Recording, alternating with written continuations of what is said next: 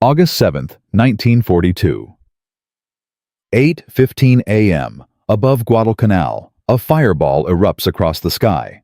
A Grumman Wildcat tail number 17 explodes mid-air, shredded by a Japanese Zero's 20mm cannon before the pilot even saw what hit him. The wreckage spirals downward, trailing black smoke across the blue Pacific like a dying comet. 3 seconds. That's all it took. One American pilot. Gone. And that morning, he wasn't the last. By noon, the United States Navy had lost 7 fighters in a single patrol zone. Not from bad weather. Not from mechanical failure. From a problem so embarrassingly simple, so maddeningly geometric, that the engineers back home refused to believe it was real. American pilots were missing targets they could practically reach out and touch, thousands of rounds of ammunition, billions of dollars in training, and their bullets were flying straight past the enemy like they weren't even there. Đừng quên nhấn like, đăng ký và bắt thông báo để không bỏ lỡ những video hấp dẫn tiếp theo. Hãy cùng chúng tôi khám phá thêm nhiều câu chuyện sự kiện lịch sử và những khoảnh khắc đầy cảm hứng từ quá khứ. Hãy tham gia cộng đồng của chúng tôi để cùng nhau giữ gìn ký ức lịch sử. What happened next involved a man nobody had heard of, a mechanical engineer from California who wore reading glasses and spent his lunch breaks doing math on napkins. His name was Clarence Kelly Johnson. And the idea he was about to propose was so insane that senior Army Air Force officers literally laughed him out of the room. Twice. By 1943, that idea would kill more Japanese aircraft than any other weapon in the Pacific.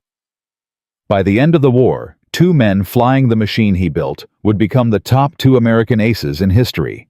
Together, they would destroy 78 enemy aircraft. Between them. In a plane everyone said couldn't fight. But before any of that, you need to understand the trap. The invisible mathematical trap that was getting American boys killed every single morning over the Pacific Ocean. Look at the wings of any Allied fighter in 1942. The Wildcat, the Mustang, the Corsair, the British Spitfire. Every single one had its guns mounted out on the wings, sometimes 5 or even 10 feet away from the center of the fuselage. This wasn't a design choice. It was a compromise born out of desperation. The fuselage was packed full of engine and pilot. There was simply nowhere else to put the guns. So the mechanics bolted them to the wing spars and called it a day. Here's the problem. If you mount 2 guns 10 feet apart and aim them both straight forward, the bullets travel in 2 parallel lines forever and never meet in the middle. They'd pass harmlessly on either side of any target sitting along the plane's center line. So the mechanics had to angle the guns inward, carefully calibrating them, so the streams of bullets would converge at a specific point, usually 300 yards in front of the aircraft. This is what they called harmonization. It sounds elegant on paper. In practice, it was a death sentence. Imagine 2 garden hoses held 20 feet apart, both aimed to cross in the middle at exactly one specific point. If the thing you're trying to soak is standing precisely at that crossing point, it gets drenched.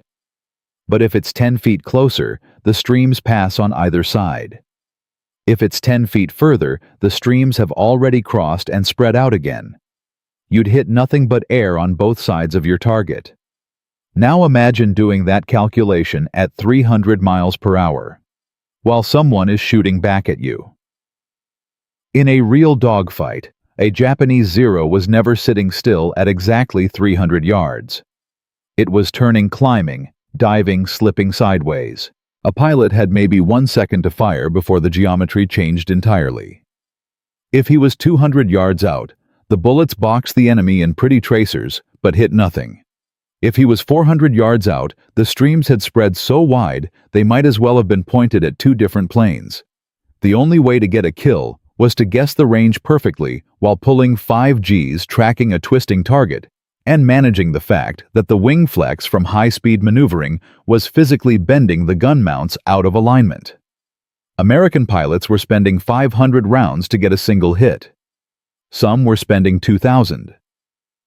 The Japanese Zero pilots, meanwhile, could turn inside anything the Allies had, and their guns were tearing apart American planes with terrifying efficiency. By the summer of 1942, the crisis was real. The United States was losing the air war over the Pacific, not because its pilots were inferior. They weren't. And not because its planes were slower. Some were faster. It was losing because of a geometry problem that nobody in Washington had the courage to fix. Enter Kelly Johnson.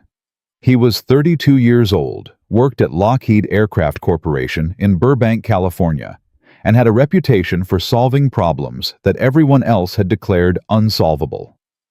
He was not a flashy man. He didn't drink at the officers' club or shake hands at cocktail parties. He ate at his desk and filled legal pads with calculations that his colleagues sometimes compared to a foreign language. Johnson had been watching the Pacific air combat reports coming back from the front, and what he saw made his blood boil. Not because of the casualties, though those haunted him, because the problem was obvious. The entire wing gun convergence system was built on a flawed assumption that the enemy would cooperate by flying at exactly the right distance.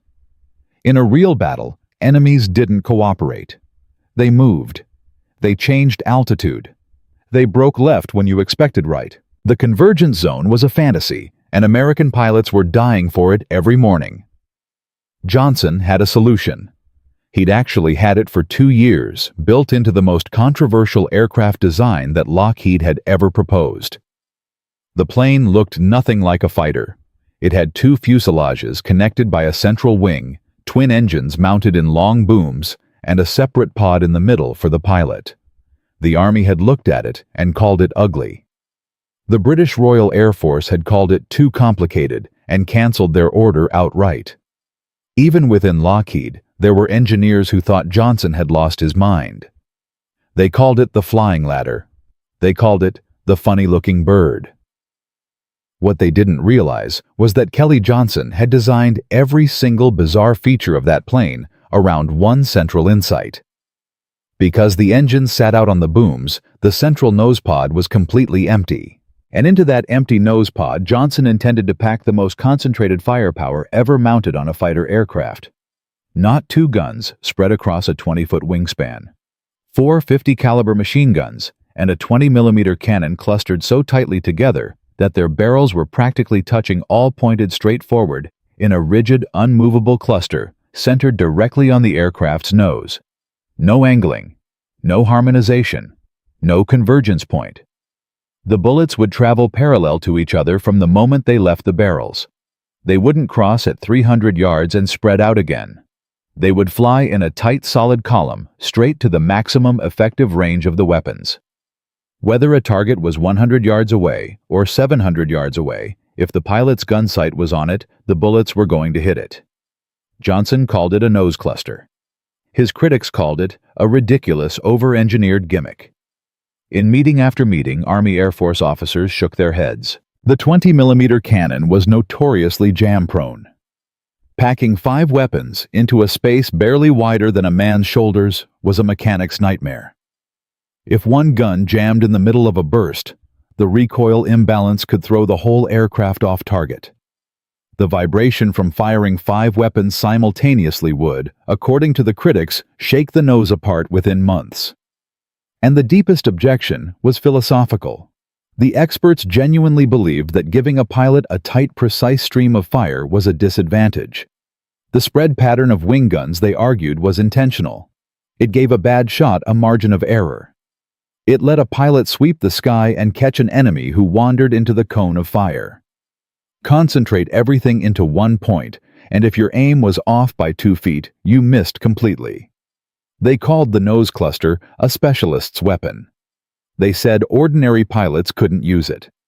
They said the war would be over before anyone got it working reliably. Johnson ignored them. He built the plane anyway, and by late 1942, the first P-38 Lightning squadrons were shipping out to the Pacific with orders to prove the concept in combat. The pilots who climbed into the P-38 for the first time were immediately suspicious. The cockpit felt wrong. There was a wheel instead of a stick. The windows rolled down like a car. It was quiet, almost unnervingly so, because the exhaust was muffled by the turbo superchargers, and there right under the canvas shroud covering the nose were 5 barrels pointing straight ahead. The instructors told them to forget everything. Forget deflection shooting. Forget leading the target and spraying the area. The P-38 nose cluster didn't work like a shotgun. It worked like a rifle.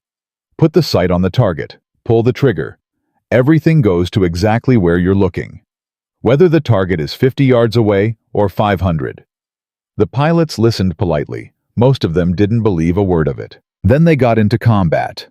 The first verified nose cluster kill was filed in January 1943 over New Guinea. A Zero had gotten above a flight of P-38s and was diving to attack from the rear. Standard procedure, because American planes couldn't turn with a Zero at low speed. But the P-38 pilot didn't try to turn. He nosed over and dove using the Lightning's massive weight to accelerate. He got the gun sight on the Zero from 600 yards a range where wing gun pilots didn't even bother firing because the convergence trap made it nearly pointless. He held the trigger for 1 second. The Zero's engine block disintegrated. Not caught fire, not started smoking. Disintegrated. All 4 machine guns and the cannon had delivered their entire output to within a 12-inch circle on the engine cowling simultaneously. The kinetic energy of that concentrated impact was equivalent to a sledgehammer hitting the same spot 60 times in 1 second. The Zero's propeller spun off. The cowling blew backward into the cockpit. The plane simply stopped flying and fell. The P-38 pilot pulled up, checked his ammunition counter, and noted that he had barely used 5% of his load. Back at the airstrip in New Guinea, the ground crews gathered around the nose of the returned Lightning. They touched the blistered paint around the gun ports, still warm from the heat of discharge. They looked at each other. One mechanic counted the scoreboard marks being painted on the nose pod and did the math on a clipboard. Nobody was laughing at the funny-looking bird anymore. But this single kill over New Guinea was nothing compared to what was coming. The Japanese Navy was about to make the biggest mistake of the entire Pacific campaign. They were assembling a convoy of 30 ships carrying 15,000 men and hundreds of tons of supplies, and they were going to sail it straight through an area where 3 full squadrons of P-38 Lightnings were waiting. The Battle of the Bismarck Sea was 48 hours away, and when it was over, the Japanese Empire would understand at a cost of 3,000 lives and 8 transport ships exactly what happened when you concentrated the full fury of 5 weapons into one single point and put that point in the hands of a pilot who didn't have to guess the range anymore. In Part 2, we follow the P-38 squadrons into the most one-sided aerial slaughter of the Pacific War. We meet Richard Bong, a farm boy from Wisconsin, who had never fired a gun before enlisting, and watch him become the deadliest American pilot who ever lived. And we see what the Japanese commanders actually wrote in their intelligence reports after Bismarck, words so disturbing they were classified for 20 years. The fork-tailed devil was just getting started. Kelly Johnson had done the impossible.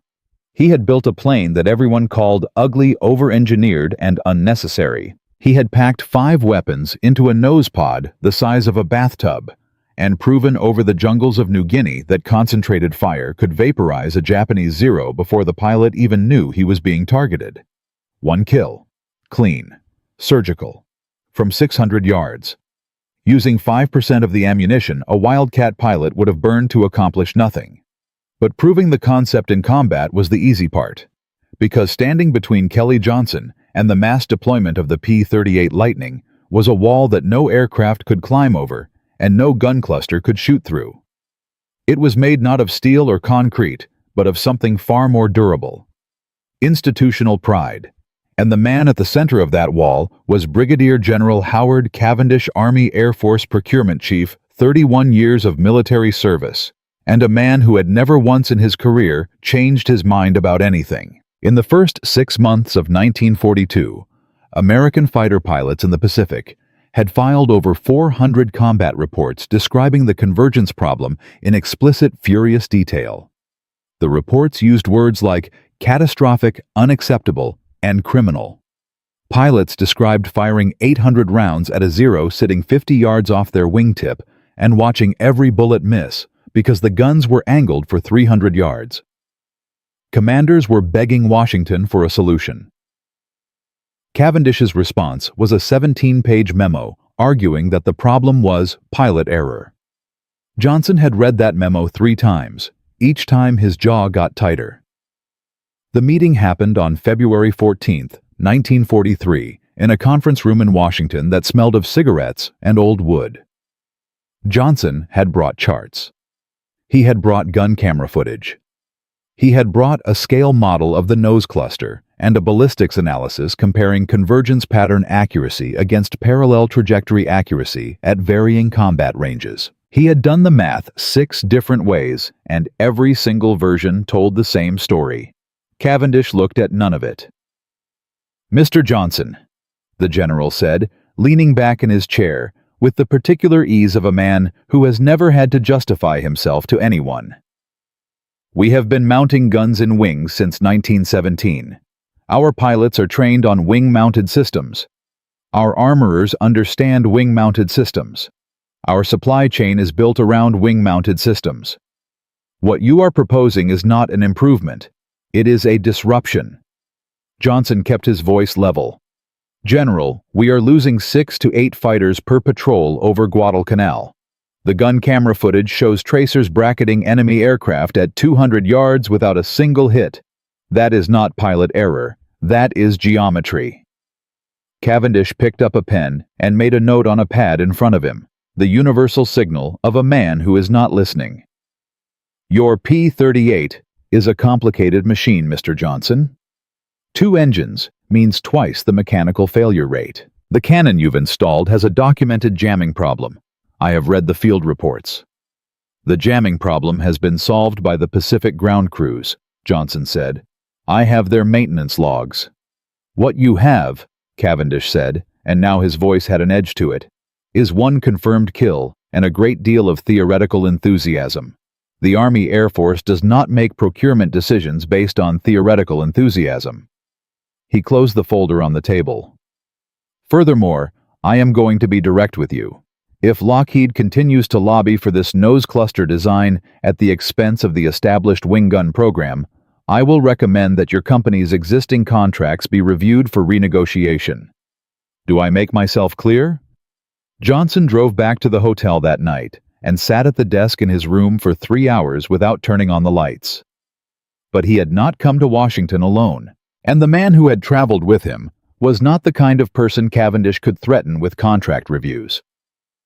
Colonel Thomas Wainwright was 44 years old, had flown in the First World War, had personally shot down 6 German aircraft with wing-mounted guns, and was now the commanding officer of the 39th Fighter Squadron currently stationed in New Guinea. He had specifically requested a meeting with Johnson after reading the P-38 combat reports from January. He had one question when they sat down together the evening after the Cavendish disaster. "Does it actually work the way the reports say?" "Yes," Johnson said. "Then I don't care what Cavendish thinks," Wainwright said. "I care about my pilots coming home, and right now they're not."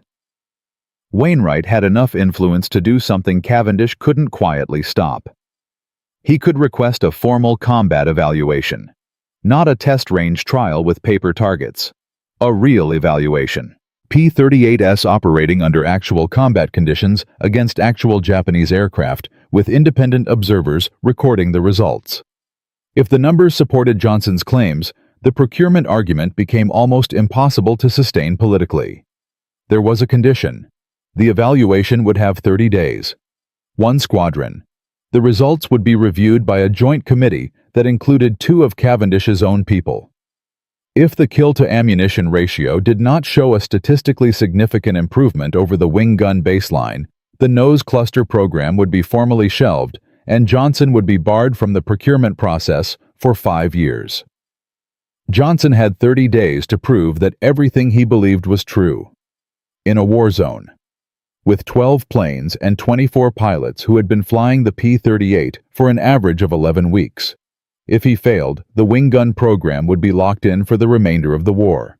More pilots would die from the convergence trap. More ammunition would be burned for nothing.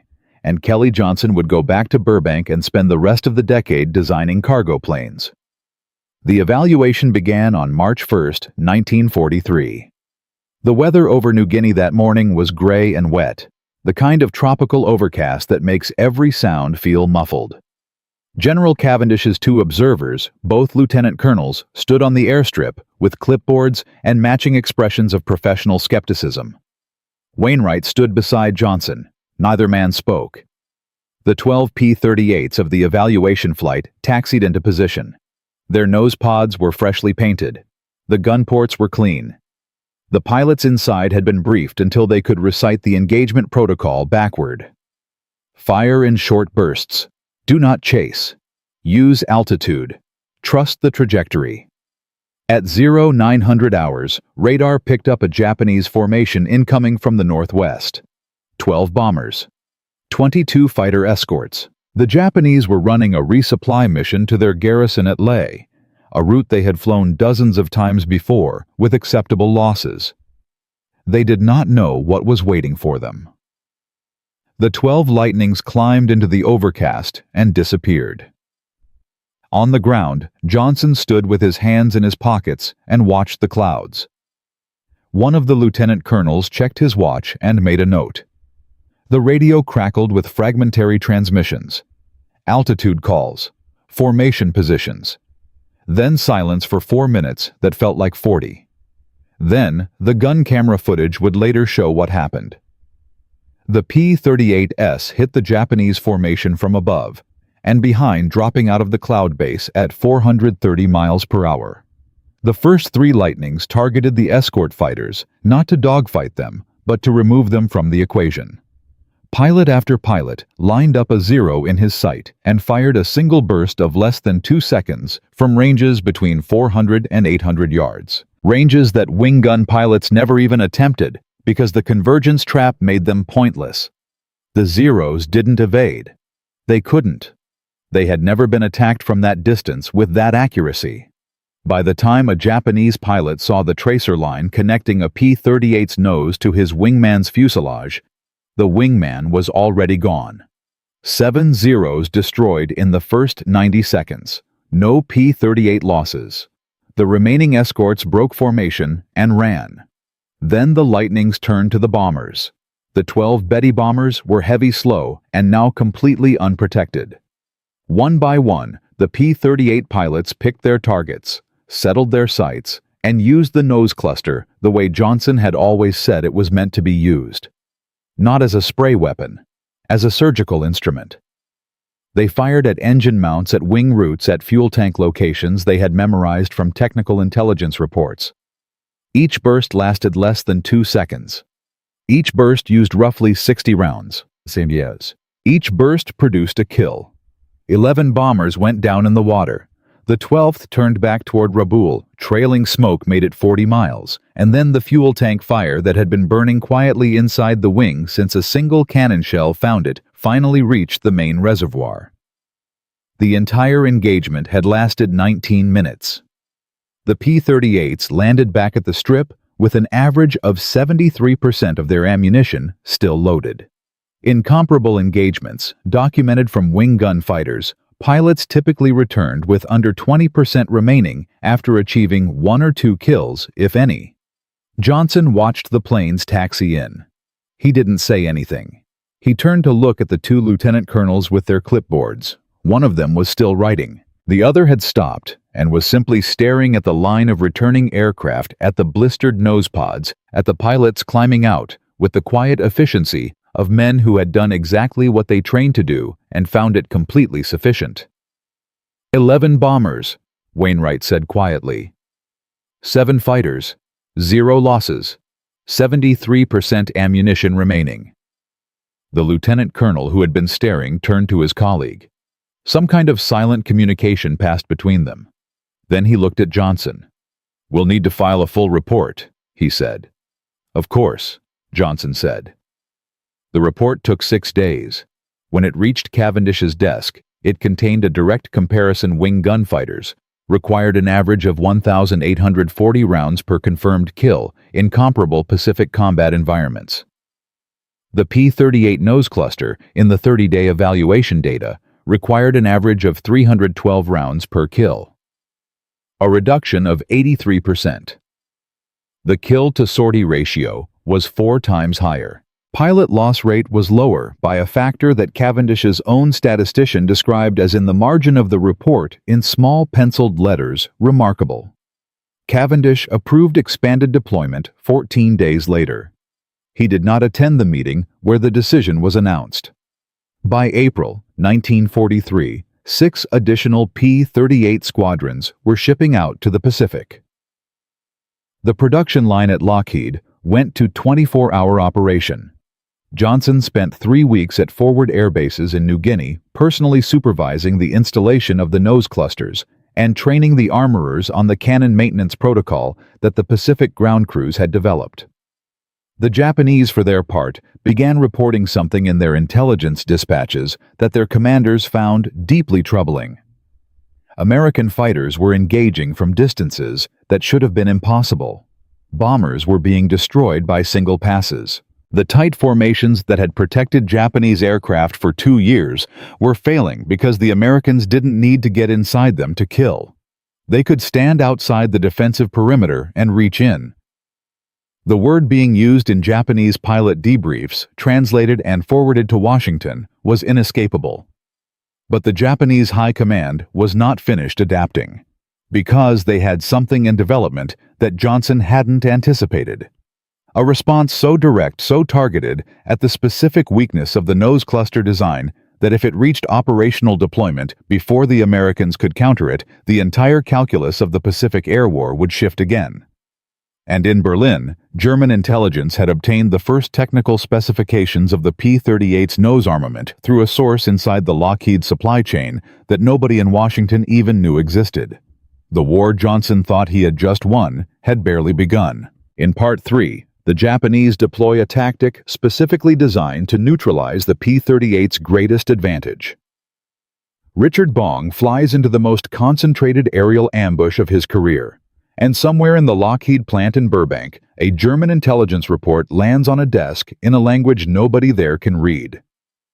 Until a secretary notices a familiar word on the cover page. The word is lightning. Kelly Johnson had built the impossible. The P-38 Lightning, the plane everyone called ugly, had proven itself in combat. The nose cluster had destroyed 11 Japanese bombers and 7 Zero escorts in 19 minutes, using 73% less ammunition than wing gun fighters. Cavendish had signed the deployment papers. 6 new squadrons were shipping to the Pacific. The argument about convergence was supposed to be over. It wasn't. Because by April 1943, Japanese intelligence had compiled something that landed on Admiral Junichi Kusaka's desk in Rabaul like a grenade with the pin already pulled. A detailed analysis of P-38 combat engagement patterns, cross-referenced with every pilot debriefing report filed since January. The document was 42 pages. Kusaka read the summary twice and then called an emergency meeting of his air group commanders. The numbers were unacceptable.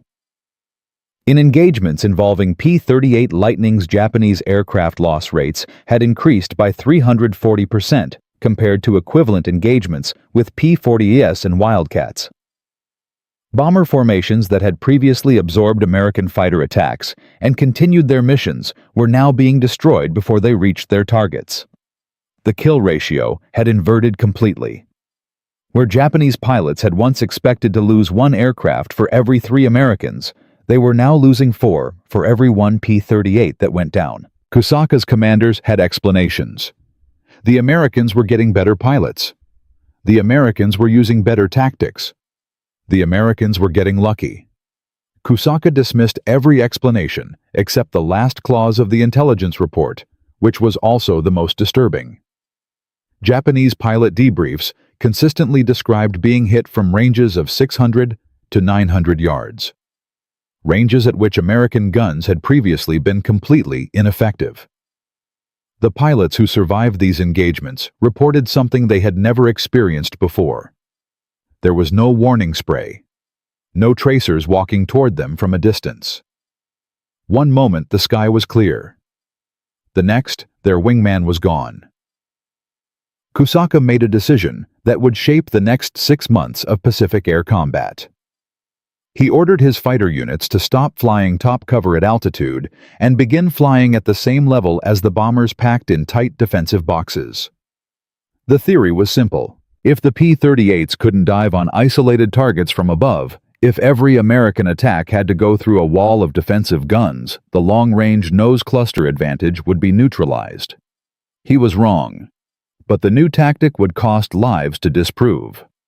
At the same time, a different kind of problem was developing 6,000 miles away in Burbank, California.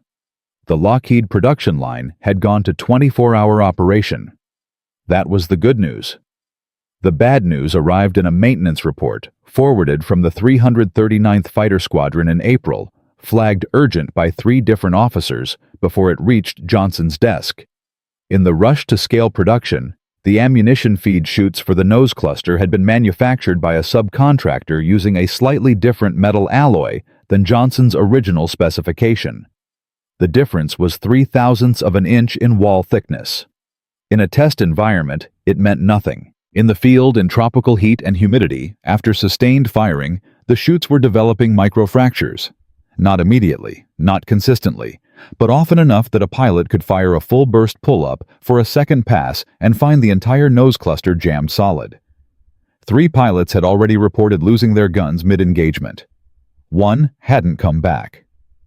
Johnson flew to Washington that same week, carrying the maintenance report, the subcontractor specifications, and a replacement chute design he had finished on the flight east. He needed emergency authorization to halt the current production run and replace the chutes on every aircraft already in the field. This meant grounding portions of the P-38 fleet for up to 2 weeks at a moment when the Pacific squadrons were critically needed. Cavendish's office used the report to reopen every argument that had supposedly been settled. The ammunition failure rate, even at 3%, was being described in internal memos as evidence of fundamental design overcomplication. Someone leaked the maintenance report to a journalist. The story that appeared in a Chicago newspaper did not mention that wing gun fighters jammed at a rate 4 times higher in the same tropical conditions. It mentioned only that the Army's new Wonder plane had a gun problem. Johnson sat in his office in Burbank one evening in late April and stared at the wall for a long time. The subcontractor had been authorized by a procurement official who had never consulted him. The design had been altered to save 11 cents per chute on a production run of 2,400 aircraft. 11 cents.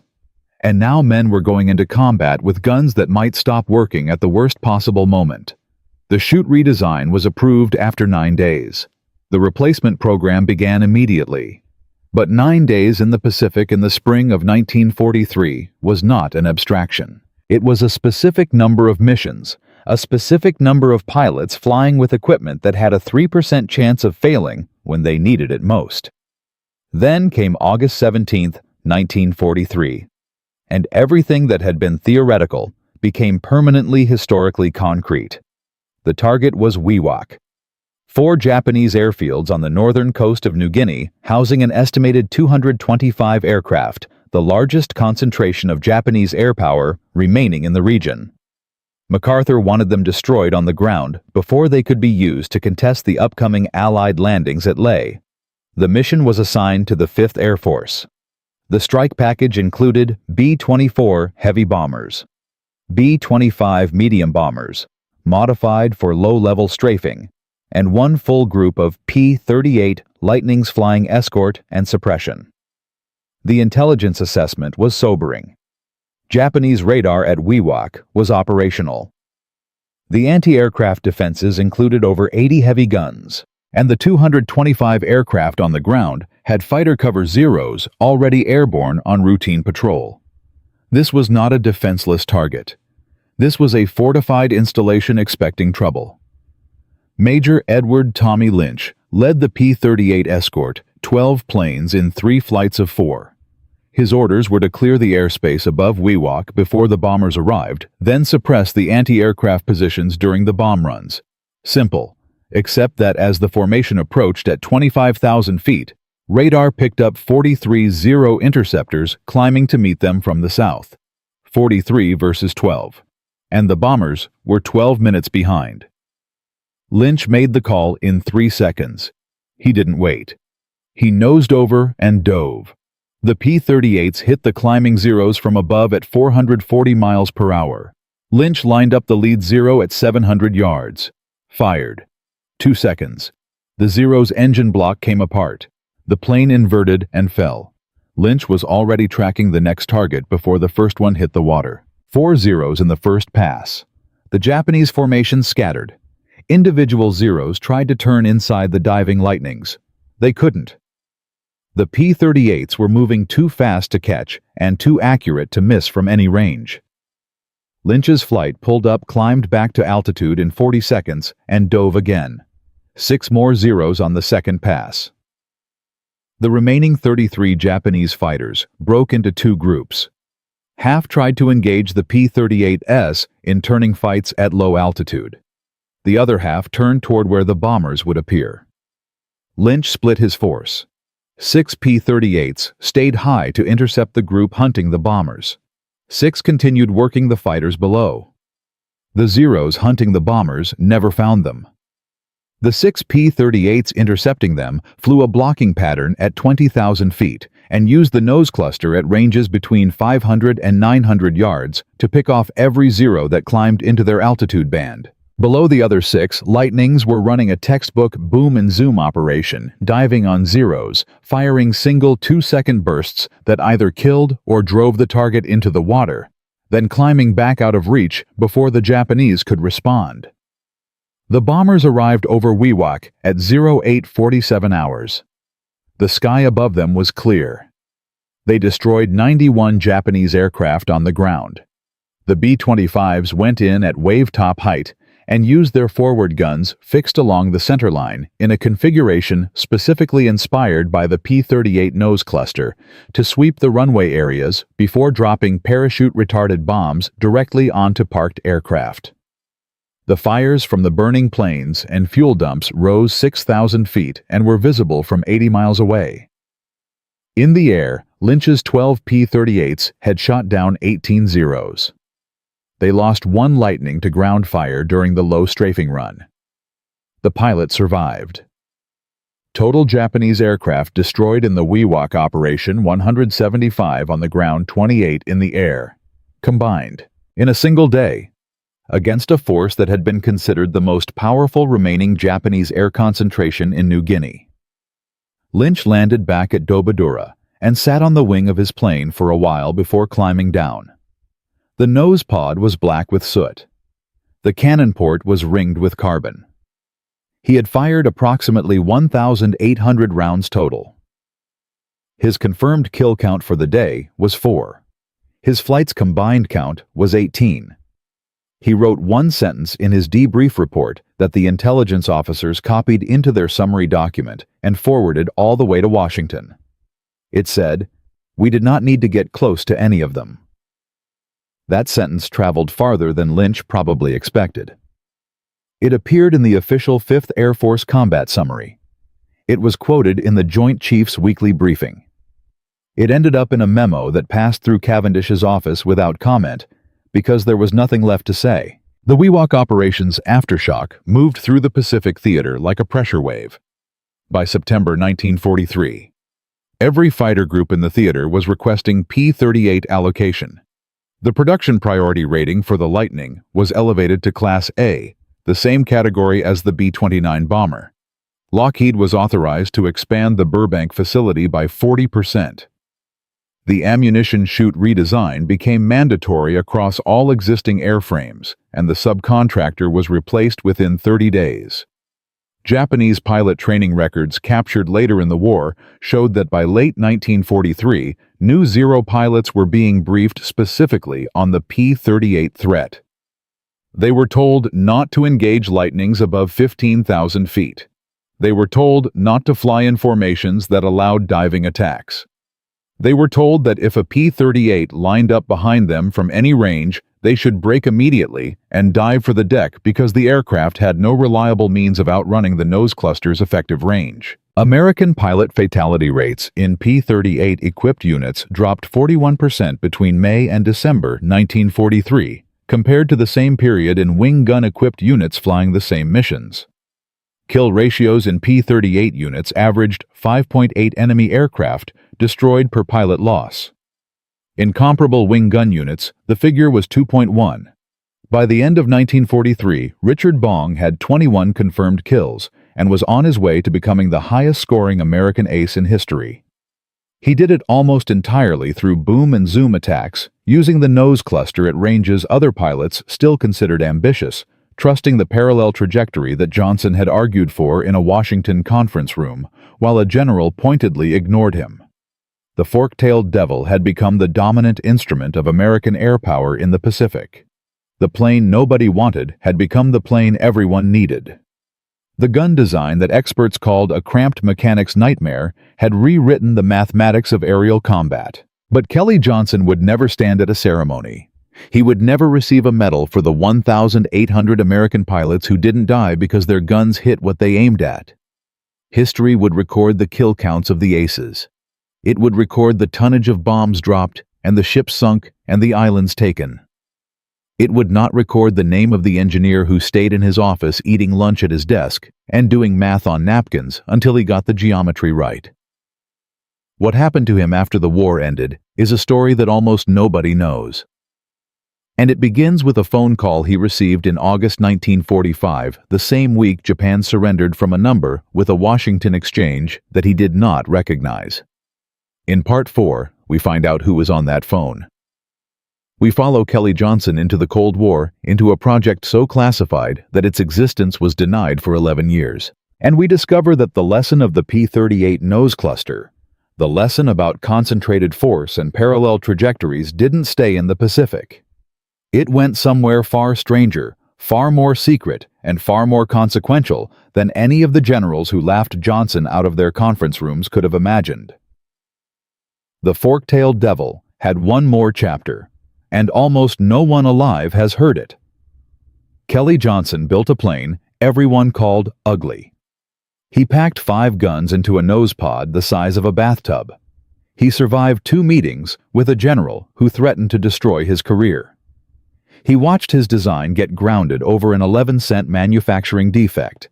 And then his aircraft flew into the skies above Wewak and erased 175 Japanese planes from the earth in a single day.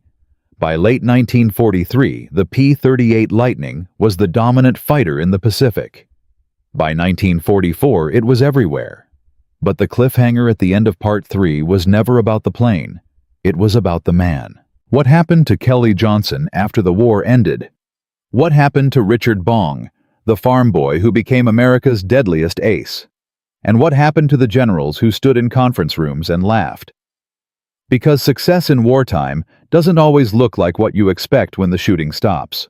And sometimes the greatest innovators in history get exactly what they deserve. Just not in the order anyone would have chosen. Richard Bong did not survive to see the peace. He had finished the war with 40 confirmed aerial kills, a number that made him the highest-scoring American ace in history, a record that stands to this day and will almost certainly never be broken.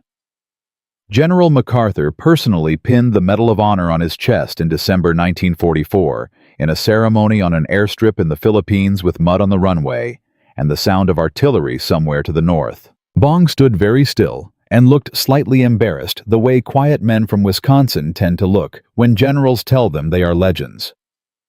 He was pulled from combat shortly after. The Army decided he was too valuable as a symbol to risk losing. They sent him back to the United States to test new aircraft at Burbank, California.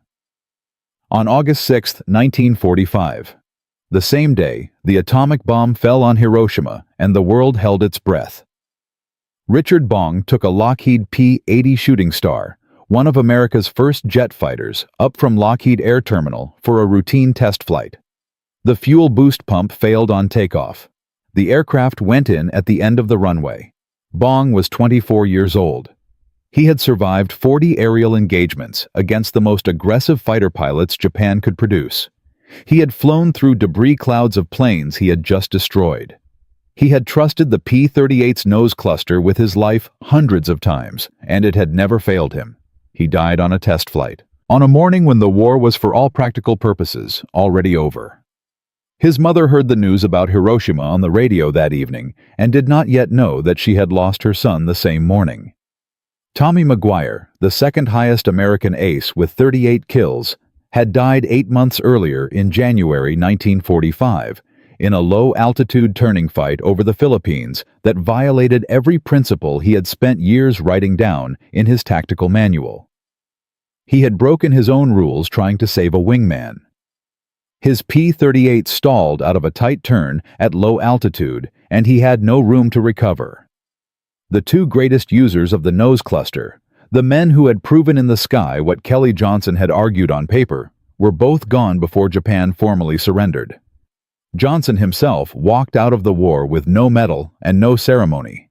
He received a commendation letter from the Army Air Force that thanked Lockheed for its contributions to the war effort. It was signed by a mid-level procurement officer, not Cavendish. Cavendish retired in 1946 and moved to Arizona. History does not record that he ever publicly acknowledged being wrong about the nose cluster. Johnson went back to work. That was what he did. He ate lunch at his desk and filled legal pads with calculations and did not attend cocktail parties.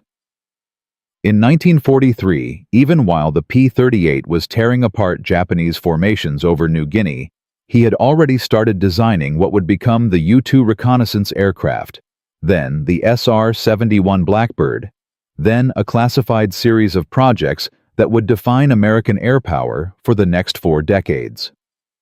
He ran a secret design facility inside Lockheed called the Skunk Works, a name that became synonymous with the kind of innovation that institutions resist until they desperately need it. He retired in 1975. He had accumulated more aviation design patents than almost any engineer in American history. He received the Presidential Medal of Freedom. He gave very few interviews and almost never talked about the P-38. When he did, he talked about the geometry, not the kills. The geometry. The technical legacy of the nose cluster is both measurable and still ongoing. The principle that Johnson argued for in that smoke-filled Washington conference room in February 1943, that you should center all your firepower on the aircraft's longitudinal axis rather than spread it across the wings, became the foundation of every subsequent American fighter gun installation.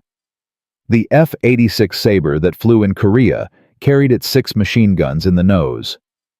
The F-100 Super Sabre used a nose-mounted cannon package. The F-4 Phantom, which initially flew without an internal gun, was retrofitted with a centerline gun pod.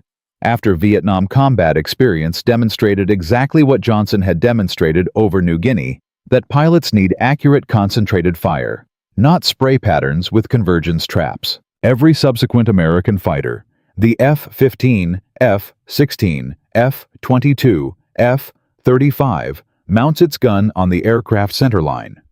Not in the wings. Never again in the wings. 14 nations that acquired American fighter technology after World War II inherited this design philosophy and applied it to their own air forces.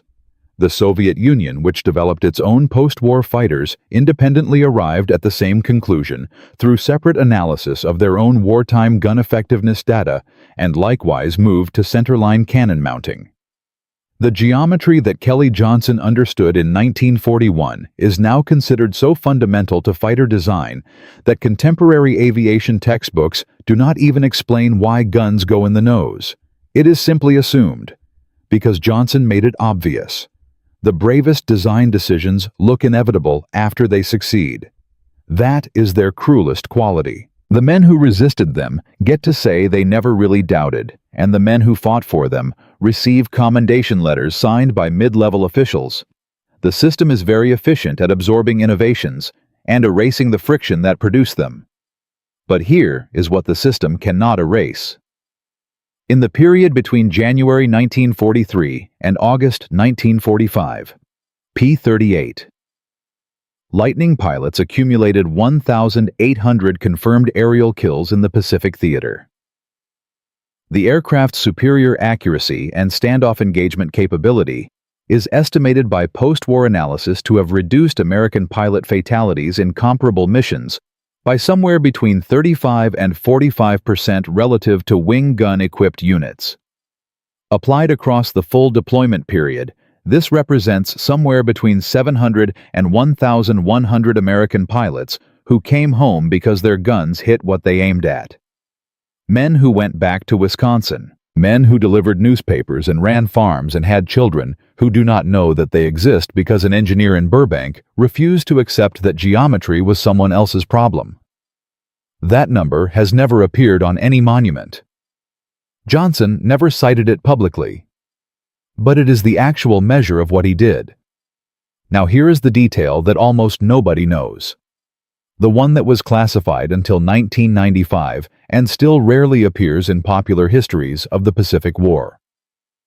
In June 1943, Japanese naval intelligence submitted a formal technical report to Imperial General Headquarters, analyzing the P-38 nose cluster. The report was accurate in its technical description. It correctly identified the parallel trajectory design, correctly calculated the effective engagement range extension, and correctly concluded that the design represented a generational advance over convergence-based wing gun systems. The report recommended immediate development of a Japanese equivalent, a fighter with centerline-mounted heavy armament to counter the Lightning's standoff kill capability. The recommendation was rejected. The rejection was not based on technical disagreement. The rejection was based on manufacturing capacity. Japan's aviation industry in mid-1943 was already strained beyond its limits, producing enough Zeros to replace combat losses. Redesigning a fighter around a new armament configuration would have required 6 to 18 months of development time and a retooling investment the industry could not absorb. The Japanese Navy understood exactly what was killing them. They understood the geometry as clearly as Johnson did. They simply could not build their way out of the problem in time. The war ended before the centerline gun Japanese fighter completed its design phase. The prototype drawings were captured at Mitsubishi's Nagoya facility in September 1945 and forwarded to Wright Field in Ohio, where they were analyzed, filed, and declassified 50 years later. The engineers who drew those plans had arrived at the same conclusion as Kelly Johnson through the same logic. Concentrate the fire. Remove the convergence trap. Put the gun where the pilot is looking. They just arrived there too late.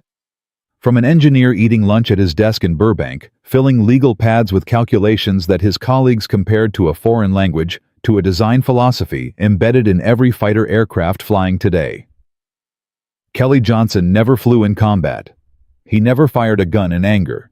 He just did the geometry correctly and refused to stop insisting that it mattered through 2 rejected proposals, 1 threatened contract cancellation, 1 manufacturing crisis caused by an 11-cent error, and 9 days of pilots flying with equipment he knew was substandard. The P-38 Lightning flew combat operations for 4 years.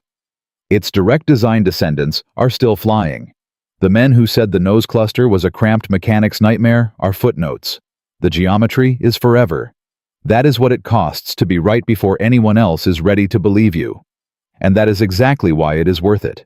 If this story moved you, leave a comment telling us where you're watching from and which part hit hardest. Subscribe and turn on notifications so you never miss the next deep dive into the machines and the men that history almost forgot. Because there are 100 more stories like this one. And every single one of them starts with someone being told their idea was insane.